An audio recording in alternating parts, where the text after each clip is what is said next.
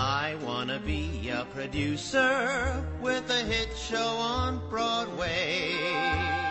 You're listening to the Producer's Perspective Podcast with your host, Tony Award winner, Ken Davenport.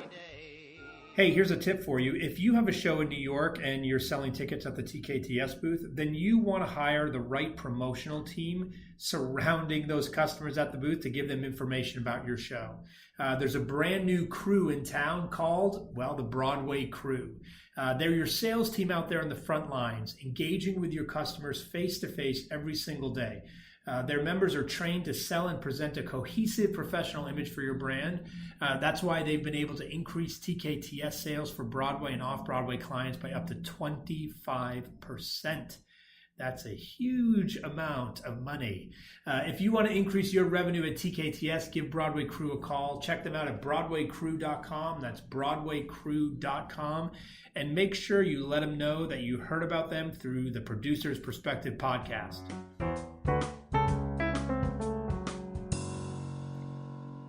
Hello, everybody. Welcome back to the podcast. I am Ken Davenport. This is the Producer's Perspective podcast, and I'm very excited to have as my guest today the writer that everyone in New York City is talking about, Mr. Joe Iconis. Welcome, Joe. Hey, thank you. So unless you've been living under a rock somewhere, the reason everyone's talking about Joe these days is, of course, the musical Be More Chill, which took the internet by storm, then took off-Broadway by storm. This past summer, it's on its way to Broadway. In what I'm calling the first musical to be moved by social media. But Joe's been on the scene here for in New York for many years. He's a Jonathan Larson Award winner. He's a Kleban Award winner. He's been called the future of the American musical theater, written a bunch of musicals, Black Suits, Things to Ruin, Blood Song of Love, many more. And I've been a fan for a long time, so I'm thrilled that Be More Chill is happening for him. So, Joe, yeah, you're a part of the millennial generation of musical theater writers. So I guess my first question to you as a millennial is, why musicals? Of all the things you could write and all the things you could do, why did you choose musicals? I just have always had such a deep, insane love of musical theater. As much as I might be, branded a millennial or sort of like contemporary musical theater writer, I'm super traditional insofar as like the shows that I love and the kind of writer I want to be. I feel like it's like a very sort of old school thing. And so for me, I've the first show that I ever saw was Little Shop of Horrors. I saw the original production of the Orpheum September 27th, 1987. And it just immediately, it like injected this love of musical theater into my soul in a very crazy way. One of my family is in theater or the arts in any way. And so I found the arts sort of through musical theater. And to me, it's always been just the best way to tell a story. I just love what happens when you combine drama and music and you put it in a room with a whole bunch of people all having the same shared experience, So it just feels like, of course, musicals. I wouldn't know how else to tell a story. How old were you when you saw Little Shop? I was 6 years old. It was for my 6th birthday. My birthday is September 22nd, and so my dad took me for my 6th birthday, and it was right at the end of the run. Little Shop closed in November of '87, and the movie had already come out, and so I'd seen the movie, and I was obsessed with it, and literally saw a commercial for the stage show, and I was like, oh, that's that movie that I like. This is live on stage. I would like to see that, please. And I had seen like Sesame Street Live and like that kind of thing. And so, and so I went as a 6-year-old, and it was crazy because I was like a very shy kid. I was very shy and like really easily scared, and I was like a kid who would, cry at just everything, right? And the original production of Little Shop is like fairly gritty, and Little Shop in and of itself, everyone dies, and there's people get eaten, but I loved it. Like I didn't find it scary at all. I totally just responded to it. And so, and so that was my first exposure to actual musical theater. You mentioned some of the other musicals you love. So give us some examples of things that you hold in high regard or that inspired you. Oh my goodness, so many. I love, I'm like a huge Sondheim guy. And so I love Follies a lot. That's probably my favorite Sondheim if I had to choose one. But I also love Assassins. I love Company. I love Into the Woods. I love Cabaret. That's probably my favorite musical of all time. I love Kenner-Neb a lot as well.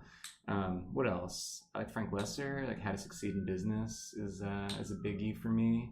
That's a great musical. I like Carol Hall a lot. I like Whorehouse is a musical. I like Hedwig, Pump Boys and Dinette. So many. I love musicals. And when you were 6 and saw Little Shop, were you a musician yet, or when did that come into play? No, that would be so impressive if I was a 6-year-old. It's like playing instruments. I started with the love of musical theater, and then separate from that, my family had a piano that was sort of given. It was given to my mom by my grandparents when she was a kid. They just bought a piano because they were living on Long Island in the 60s, and it's like you have this house in the suburbs, and so you buy a piano for the house. And so they had this house, and so then when my parents had me, and then it moved, my grandparents gave us this piano, and because of that, my mom, thought, oh, you should take piano lessons because she could never play, and no one in my family has any musical talent at all. And so they sort of forced me into piano lessons. And I was doing that and wasn't really, liking it or wasn't showing any particular skill. And when I was around like 8, maybe 9, the more I started getting into theater and musicals, I started going to see shows and then going home and like plunking out melodies that I had heard at the piano. And so I sort of came to music through theater. And then, by the time I was in like middle school, around like 11 or 12, I was a really amazing pianist as a little kid. And so I was like one of those kids who, could sit down at the piano and just like play for hours and hours and hours. And because my love was theater, I knew all of these old, like show tunes, and I could play all this like Gershwin stuff, but I could play the Gershwin stuff only because of Crazy for You, so like all of my musical knowledge was very much filtered through musical theater, but that's how I kind of came to it, and so when I became old enough to realize or understand that there were people who wrote the musicals, that's what I wanted to do immediately. And so I've said, since I was probably around 11 or 12, the like, what do you want to be when you grow up question was always answered with, I want to be a Broadway composer. Do you remember the first song you wrote? Yeah, for sure. So I would write melodies. I never wrote lyrics, really. I would just write melodies, and I would always write melodies to songs that were imagined musical theater moments from movies that I loved, because I was a big movie kid too. So I would write like a ballad for Who Framed Roger Rabbit, but it would just be the music, like never a lyric, sometimes a title. And then the first song that I ever wrote music and lyrics for was a song that was for this community theater production that I was a part of, and it was a review, and they needed a song. They needed a song that was like a TV theme song, and so I wrote this song called "The Money Is Yours." And the first time it was performed, somebody in the audience had a heart attack and later died. And so it's some positive some feedback for you. Or like just feedback, just very extreme feedback. I feel like audience reactions to my work have been extreme ever since. So yeah, that was the first like proper song I wrote. But there's actually a cool video of me when I was in elementary school, and I made up this song called "Mothers Are Special When You're Sad," and the lyrics were exclusively "Mothers are special when you're sad," repeated 16 times because it's a 4-verse song. And I was afraid to sing it myself, and so I had a hand puppet that I hid under a table, and the hand puppet sang it on top of the table. And so I guess that was like my first, but "The Money Is Yours" is the first one that killed. So everyone's path to writing in New York City seems to be very different. Mm-hmm. So how do you go from that to getting started here? Like, how did you start to make a name for yourself here in the city? I started, my path my life in the city was kickstarted through NYU. So I went to NYU undergrad in the music composition department, and when I got towards the end of my undergrad time, I was pretty clueless insofar as like how one would go about infiltrating the musical theater scene, and I was also very different at the time. I was pretty reserved. The idea of like sort of putting myself out there in the way that you have to put yourself out there was very terrifying to me. And so grad school was like a great way for me at first to be like, oh, I'm gonna like hold off the reality of jumping into my life and like actually try to learn some stuff. And so I went right on to the NYU grad musical theater writing program, and through that I met so many amazing writers like William Finn and Michael John LaChiusa and all these people.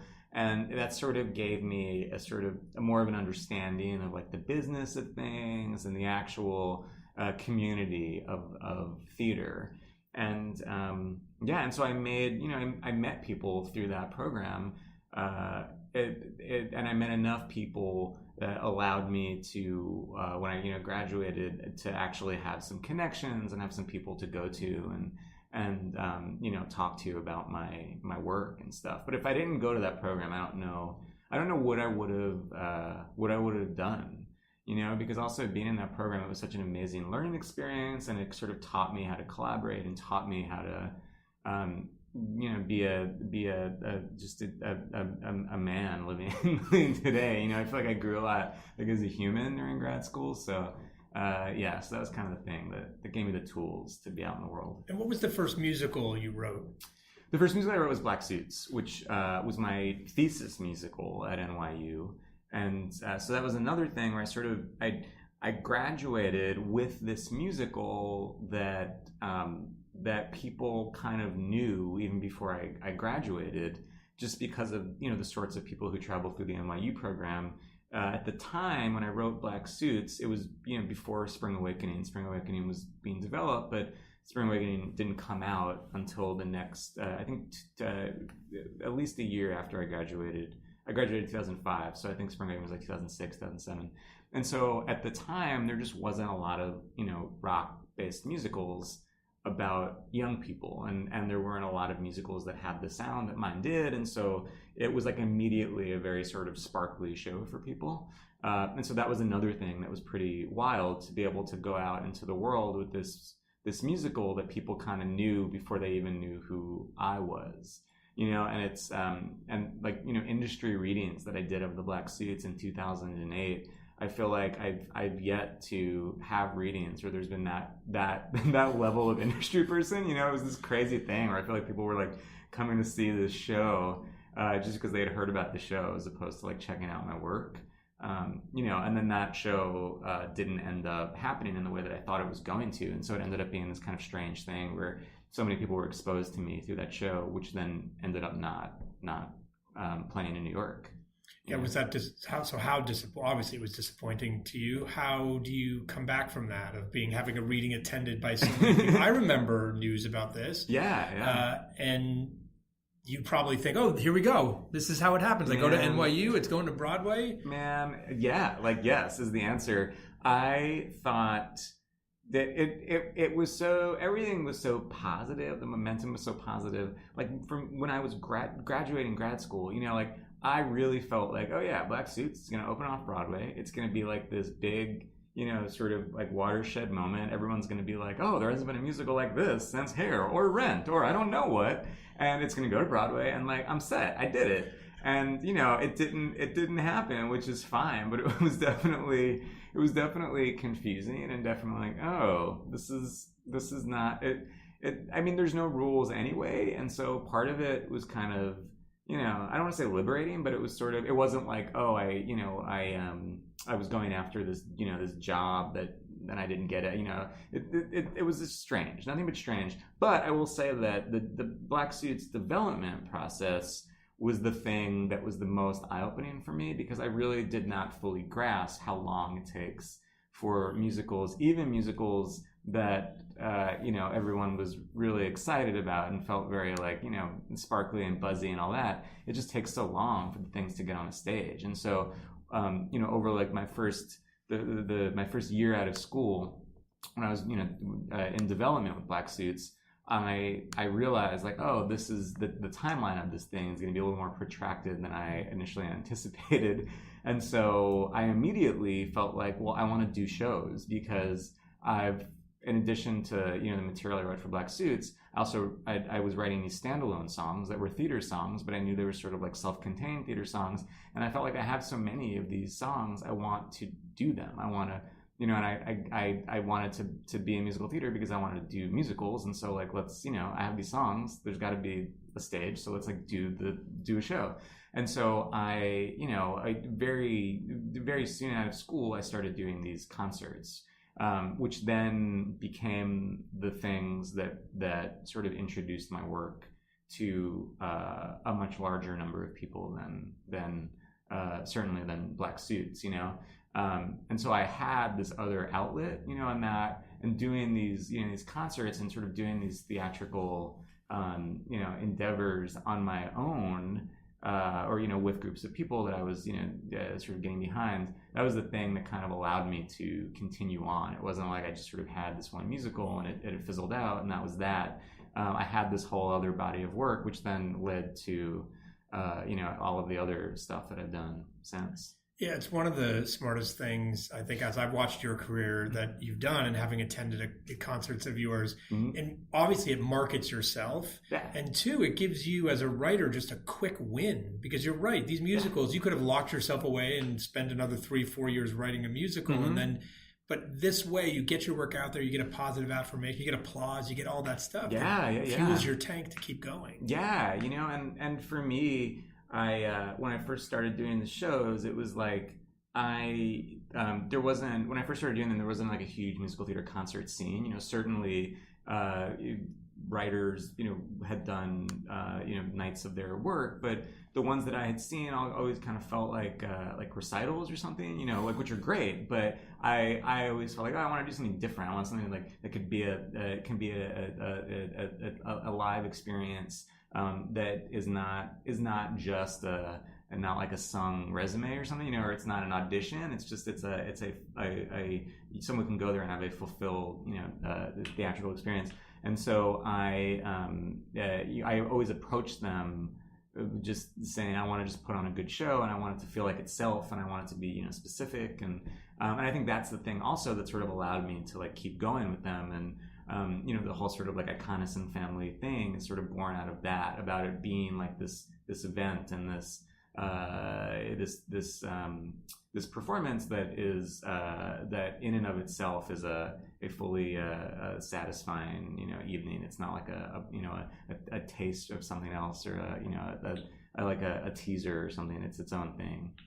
Yeah, let's talk about this family a bit, because one of the things that I love about you and your shows is that you have this group of performers that you seem, your crew, if you will, that you seem to take to your concerts, your shows, etc. And they're all very unique. Tell me about how you found this group, why they're important to you, why they keep coming along, and are they your muse? I mean, how do they, what role do they play in your writing process? Yeah. Kind of all of the above.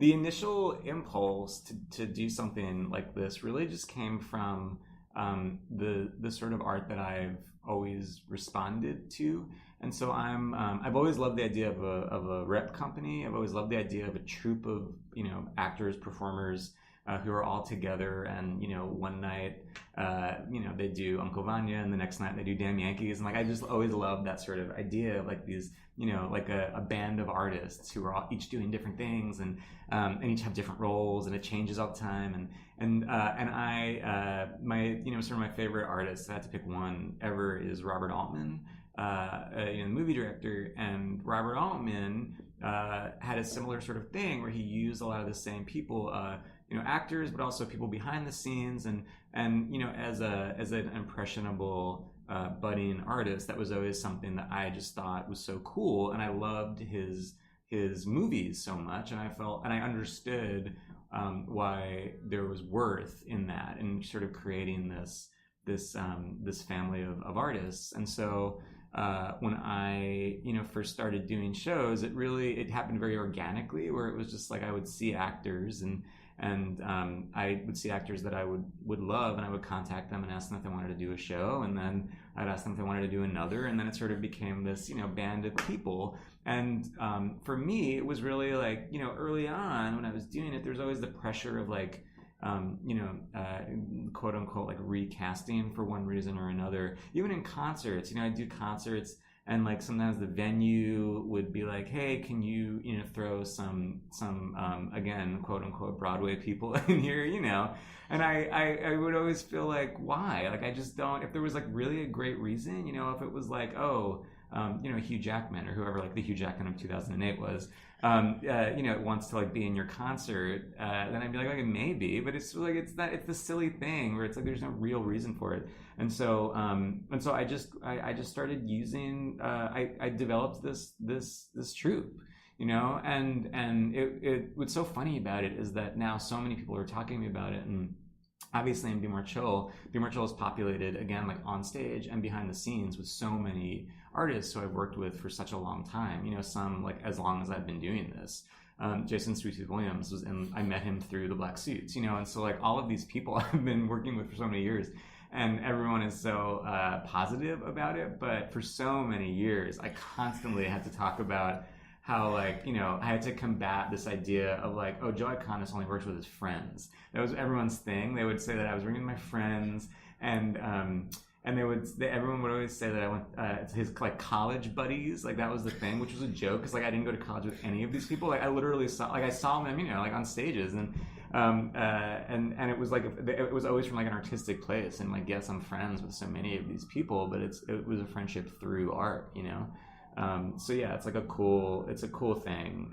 It's something that I'm very proud of, that it's been able to last as long as it has. And I also love that, like, as much as this family is populated with, sort of off the beaten path actors and people who maybe aren't your typical musical theater performers. I also have people like Annie Golden and Betty Buckley in the last couple of years has done all these shows for me, and that's like my dream, to have this just like troupe of misfits that includes like people who are absolute legends, that everybody knows, and people who nobody knows, and like everyone in between. I'm so glad you used that phrase, because that's what I think of, but I frankly never would have called them that, because they're so extraordinarily talented. But that's what I saw, and you fall in love with both you and your crew, again, if you will, because they are so unique. And I remember the first concert I saw going like, wow, I don't know any of these people. Why is that? Because they're amazing. So tell me just about your writing process. Like, you do write a lot of things. You write music, you write lyrics, you do write book at times. You've written the whole thing. Tell me about your process from idea first. Like, where do you get your ideas, which are pretty eclectic? And then you sit down, and what's that process for writing a show? It's sort of different for me, dependent on the material or the thing I'm writing. It's like my process for writing a standalone song is different than when I'm writing, a book for a musical, or even a song in a musical. But I tend to think a lot before I ever put pen to paper. I obsess over things, right? And so I feel like any musical that I've done, even if it's something that's adapted from source material, it usually intersects with ideas that I've been fixating on for a really long time, and so like something like Be More Chill, when that came to me, that was a book that my agent at the time gave me to read, but I had already, for a while been excited about doing something that was like a sort of naturalistic story that took a huge sort of tonal shift at a certain point, like either a sci-fi or a horror thing.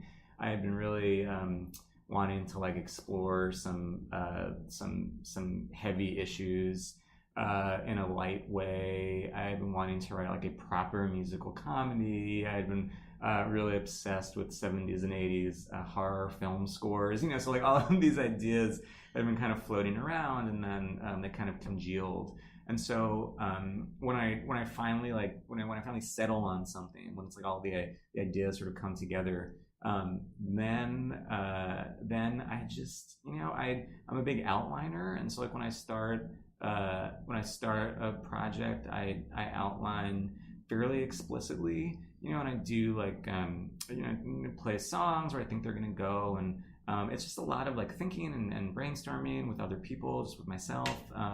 And I feel like there's so much that goes into it before I ever actually start to write anything, that by the time I really get in there to write, I tend to write pretty quickly, or it'll sort of come in bursts, just because I feel like, I've been like, writing this thing in my head for whatever, a month or a year or 6 years, right? So like when it's time to finally write it, it's like I have all of the sort of the brunt work or whatever kind of done already. And then my actual writing process is pretty messy. I'm not someone who has like a specific time of day that I write. I kind of write whenever inspiration strikes, which usually means I write when there's like a deadline, or I write when I write to put out fires, essentially. I feel like I'm overextended enough where there's always going to be at least 3 projects where if I don't write this thing, someone's going to get really angry at me, and that's usually the thing that inspires me to write. But when I'm writing a song or scene stuff for that matter, I write at I'll usually start away from a piano, and I'll usually have like an idea, like a hook or something in my head, usually with music implied. Then I'll go to the piano and write a little bit. Then I'll go away from the piano. I like to write in public a lot, so I like to write at coffee shops or bars or anywhere where there's action happening. I tend to not do well in like quiet rooms. I like to have like some distraction going on. And it just kind of happens, but messy. How do you stay objective when you're doing all 3 elements? Do you count on your director to bounce stuff off of, or are you just able to do it yourself? Like, what's that process like? I'm super collaborative, and I feel like everyone is like, I'm a great collaborator, but I think I actually am, because I've had so many projects where I've written all 3 myself, or enough where I've written all 3 myself. When I'm writing, all I want to do is finish so I can get it in a room with other people. Like I realize that I kind of dislike the writing. Like I kind of dislike the like blank page, fill it up with something part of writing. My favorite part of writing is when I can take a script and go into a room with a director who I love, and with actors who I love, and with a stage manager who I love, and any human being who's in the room. It goes beyond hearing feedback. I like truly believe that theater is a collaborative art form, and I think that everyone's voice it has a place at the table. And so for me, it's just a matter of getting something on the page, and then once I do, I want to hear from everybody. And when I say everybody, I mean people who I love and respect and jive with, not like random people on the street, or people who I don't think share a sensibility or whatever.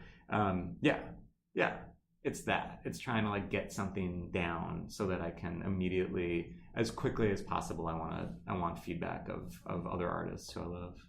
So let's talk about Be More Chill specifically. So this was a commission originally, is that right? It was a commission, yeah. The idea came from myself and Joe Trace, the book writer. We knew it was something we wanted to do, and we had both been talking to Two River Theater in Jersey about doing something, and they said, why don't we commission you to write this Be More Chill thing you want to write? So you write it, you put it up there.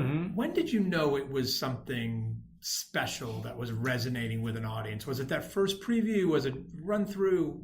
Was it months later? It was.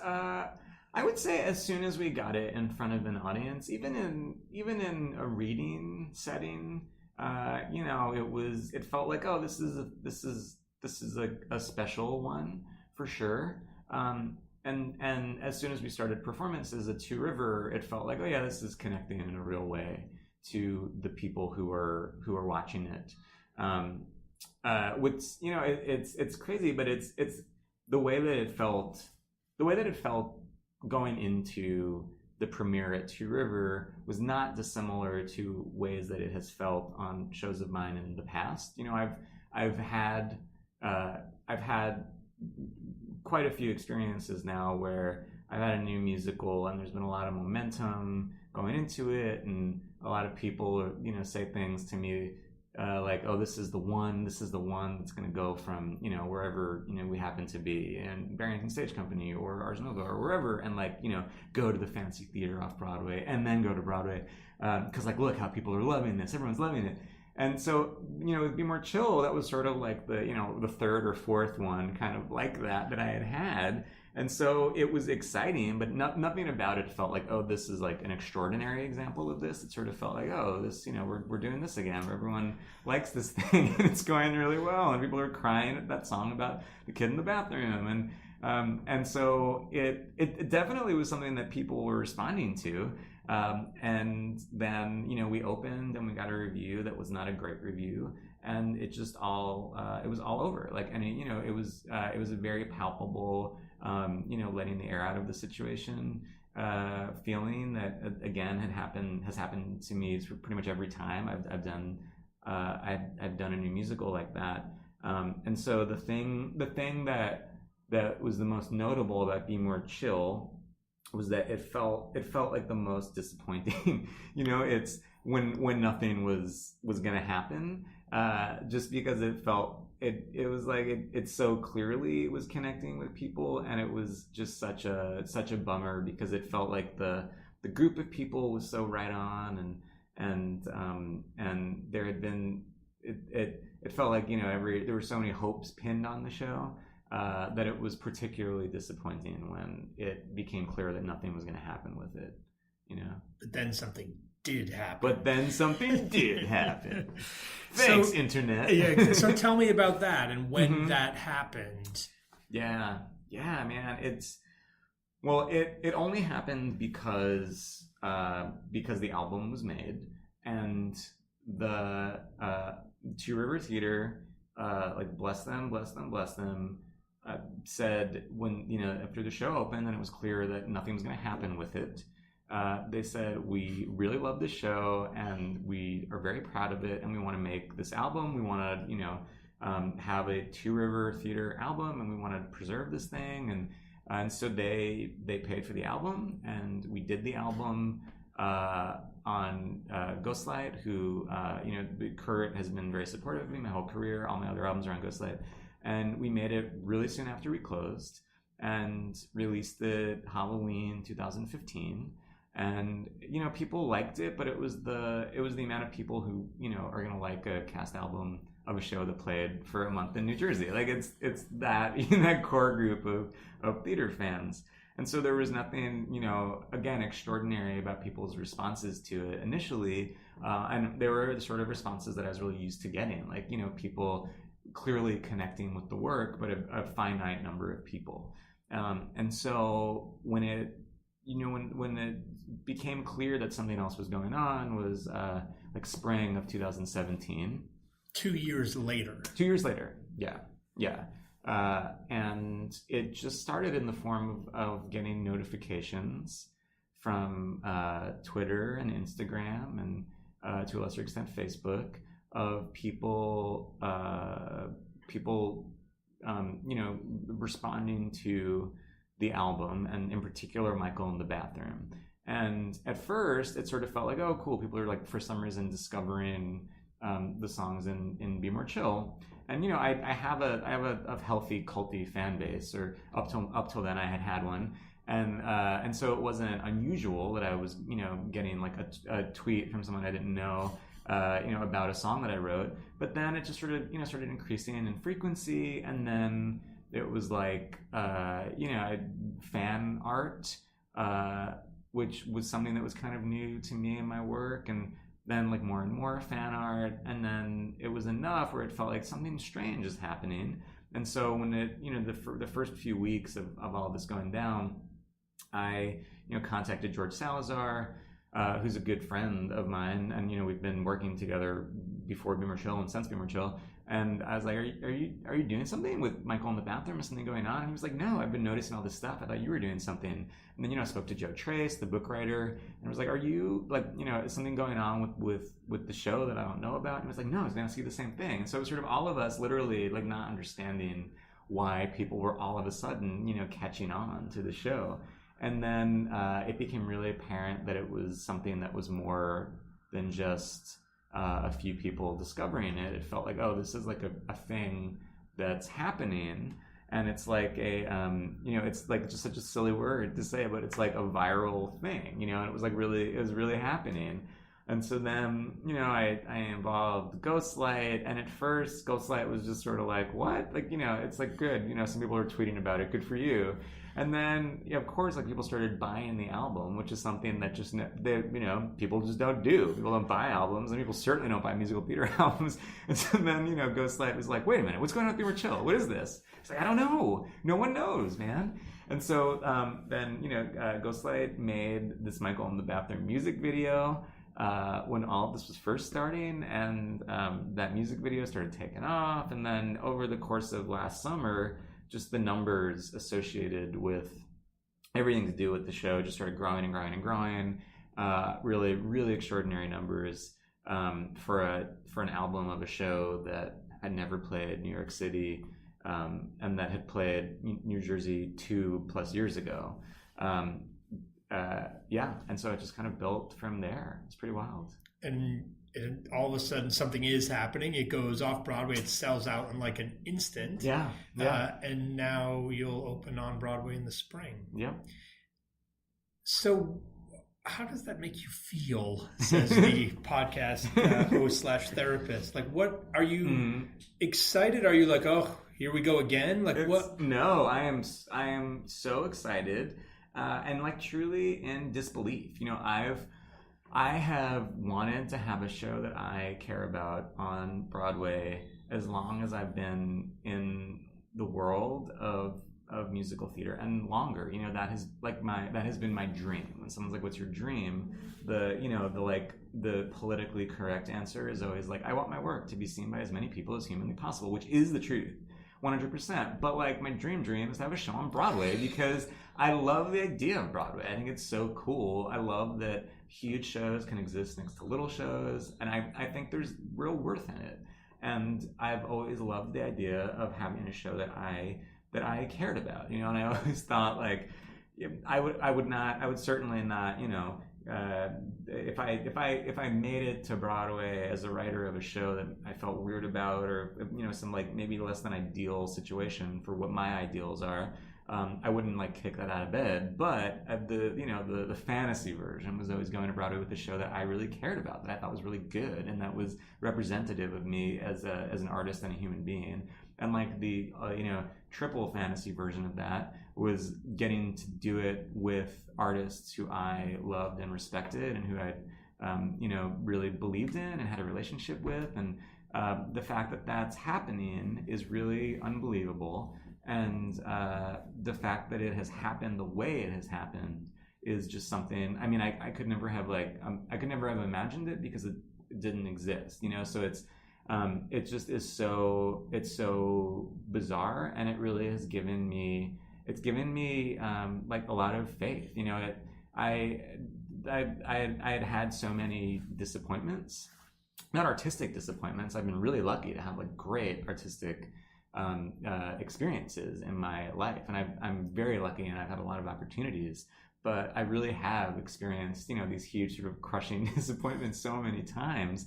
And I really believe there was a certain way that you had to get to where I wanted to get to with the sort of stuff that I was writing. You know, I've always felt like I'm writing these musicals, whether they're based on properties or not, that are a little bit left of center and need certain things in order to get to Broadway. And Be More Chill is a musical that, it's not based on a big movie, and there was no famous person in it, and it wasn't written by famous people, and there wasn't there wasn't like a titan, producer who was shepherding it along the way from the beginning, and so I felt like, it didn't check a lot of boxes that needed to be checked to get to Broadway, and the fact that we were able to get there is it just makes me feel like, oh wow, there actually is another way of doing things. Like there just is. And even if we don't like make it for very long on Broadway, we got there, and the fact that we got there, I truly think is worth a damn, Yeah, I 100% agree. It's really extraordinary. And I just love the fact about that you're getting there the way you want to get there, as opposed to, frankly, writing the score to Who Framed Roger Rabbit or Mannequin the Musical or whatever someone would hire you Mannequin to do. The Musical. I know. I would choose Mannequin 2 if I had to musicalize one of the movies in the Mannequin franchise. But yeah, I'm just so edgy in that way. So what happens now with the show? Is you're like, oh yeah, great, we did it off Broadway. I'm just gonna hang out until it goes to Broadway, or are you rolling up your sleeves? Are you doing more work? What happens? I mean, my sleeves are literally rolled up right now. They are. I see that. No, I mean definitely doing more work. Like I've worked very, very hard to get to this place, and the work continues, and I do not want to feel like I let this moment in my career slip by without doing as much as humanly possible from an artistic place and from a professional place. And so we're definitely going to be doing some work on the show from off-Broadway to Broadway, not changing it in a way that's like Broadwayifying it, which is so funny. Like so many people have asked me, what is the Broadway version of this moment or this moment? And it's like, it's the off-Broadway version, but in a different theater. It's like it's the off-Broadway version with more dynamic pricing. Like it's the same thing, the same idea. You have that interesting. Look, social media has been such the reason why things have propelled like it has. Well, if you were to quote unquote Broadwayize it, you could have the reverse effect, right? You could have all these fans. Oh yeah. Can you imagine if the fans revolted? If the Be More Chill fans revolted, like that would just be. I think Broadway would just be gone. Like they would just be running rampant like lunatics through Times Square because we had ruined this sacred ramshackle musical. But yeah, but also like that's what's been so funny and specific about the whole fan base thing is that as much as the fan base got the show the people who need to get interested in a show interested so that it ended up on a stage, it was a lot of pressure, and it was something that I've never experienced as a writer when revisiting something, any sort of rewriting, and we did quite a bit of rewriting on Be More Chill for the signature. Anything that I did, I had this voice in the back of my head or the front of my head saying like, oh, millions of kids are going to be so pissed off that you just changed that word. That it's like there are fans who know every single syllable of that Cast album, and I was very aware that anytime I changed something, it was going to be notable, and I believed that the people who responded to Be More Chill in the first place responded to my voice and Joe Trace's voice, and those voices I think are the same as they were in 2015, but I'd like to think that we're better writers than we were in 2015, and so I believe that they would go with us no matter what we did. But it was like it was scary, and there's this one song that I never thought that we got right. It's Two River, and it was one of those moments where you're developing a new musical, and I feel like at a certain point you just have to put the pause button on. You don't crack it. It's just like, well, this is what it is, and we've run out of time, and so this is what it is for now.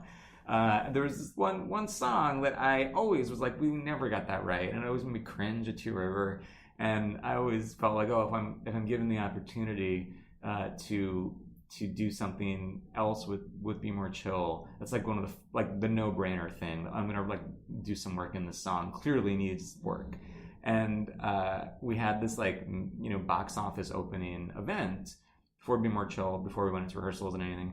And a lot of fans came, and so I got to interact with people and fans of the show.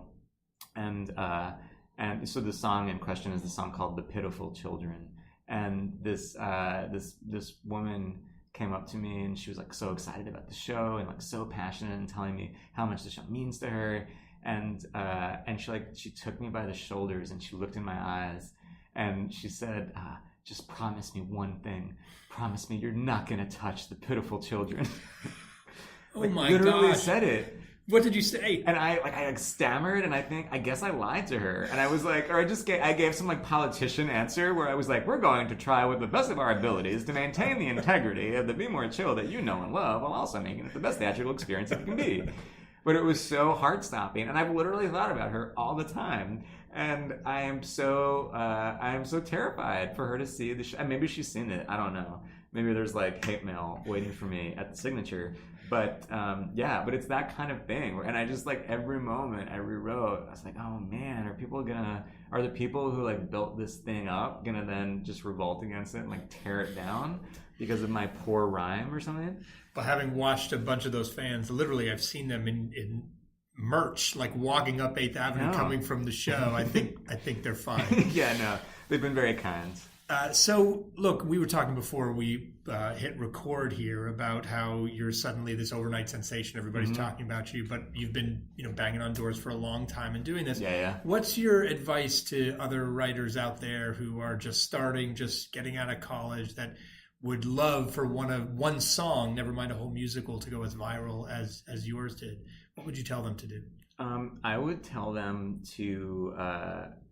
All of my advice has become very cheesy these days, but just believe that you can do it. I am someone who would not have thought that what happened to my show was possible, and I 100% did not try to make that happen.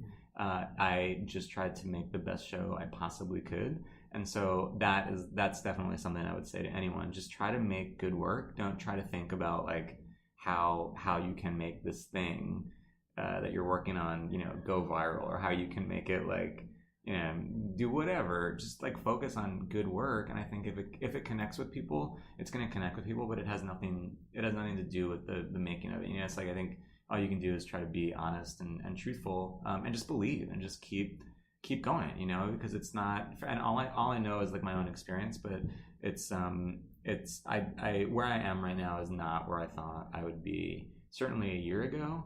And it's amazing. I think that there's the world is changing, and there's new ways of doing things, and there will only ever be new ways of doing things. So just believe that.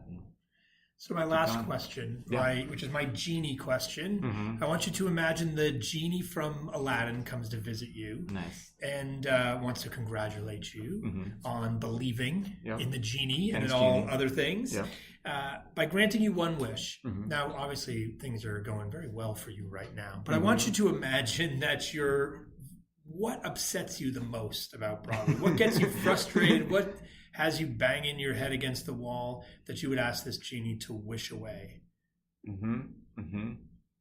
About Broadway specifically. It can be about theater in general. You like to draw outside the lines. We'll let you do the same with the question if it so inspires you. Oh man, this is so hard. A new rule: you can't say ticket prices. Amazing. I wouldn't say ticket prices. That's I don't know. I want to say a good thing. I think that if I could ask a genie to wish away one thing about the current state of theater, close-mindedness. I just think that everything is better if people have an open mind to new ways of doing things, which is a messy, potentially confusing thing to say to a genie, but I believe it. I know the successes that I've had are because people have taken a chance on me, because people have taken a chance on the folks that I've, surrounded myself with, the Jennifer Ashley Teppers of the world, and people who are visionaries, and just make space for the visionaries. Oh man, the genie would be like, so what's your wish?